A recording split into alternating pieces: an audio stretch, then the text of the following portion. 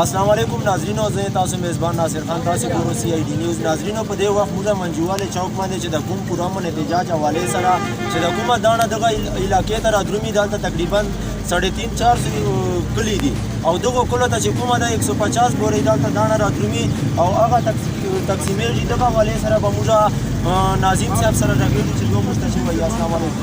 السلام. بسم الله الرحمن الرحیم. موږ منجواله خلک تقریبا 15 کلی دلته آباد دي. سره محمد غزنی خیل سمټر ملاخیل دا ډېره علاقه ده. مروړي فصل په تقریبا داسې 50-40 آبادی ده. دا خلکو ته ډېر تکلیف ته دا غریب خلک سبا باندې منجواله چوک ته راځي، ګنډي چوک ته ځي، نورنګ ته دا دی کې وایي وسمونو خلک داسې کتارو شي ولاړي او دانې انتهایي در قحط ته غریب خلک دي دوکانو چې ډېر مشکله ملاویږي، ډېر په ګران ریټ ملاویږي. لہذا موږ بالا افسرانو ته هیڅ ته دا درخواست کوو، دا سوال کوو چې دا غریبو خلکو خدای نه بغیر بل هیڅ شی ایله نشته ده، بس تاسو امداد منتظر دي که دلته موږ ته چې داسې یو سهولیت ټرک راځي لا کم سے کم یوه ډاکټر چې روزانه راځي دا غریب خلک چې دي لږ ډېر سهولیت په لږ ډېر ورته ملاو شي چې دلته منجواله چوک ته یو ټرک راځي. مهرباني خو به دا یو ټرک راځي ځکه چې ډېره آبادي ده، که نه شي یوه ډاکټر موږ ته راځي دا غریبو خلکو ته چې په لاس ورځي دا در بدر ټکر یې نه وکړي. عمر به موږ خبرې وکړي.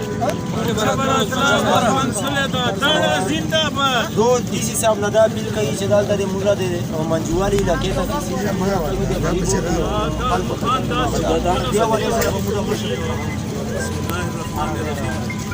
ناظم صاحب چې کومې خبرې وکړلې دا یقینا خبردار ده. موږ مروانډۍ حوصله څومره هلته ویلي چې حوصلان دي درې بشیره مخته سکنه دې ته وروسته سرکاري داڼه په بخشې رسوله پوسټ نه راځي. لہذا موږ ډي سي صاحب نه چې موږ د ضلع مشر ده، کمیشنر صاحب نه چې موږ د ډیویژن مشر ده، امین الله خان ګنډپور اے سی صاحب نه چې دا د نورنګ سرکل مشر ده، موږ دا ټولو افسرانو نه بمای ډي پی او صاحب، ډي ایس پي اقبال محمد صاحب دې ټولو ته موږ درخواست کوو چې منجوالي یونین کونسل ته مروانډۍ یونین کونسل ته ویلیج کونسلان دي درې دې ته د هفتهوار یو ټرک راکوي چې څرنګه لنډي یونین کونسل ته ځي، څرنګه کیچي کمبر ته ځي، څرنګه لکي مروت ته ځي، څرنګه ګنډي خان خیل یونین کونسل ته ځي.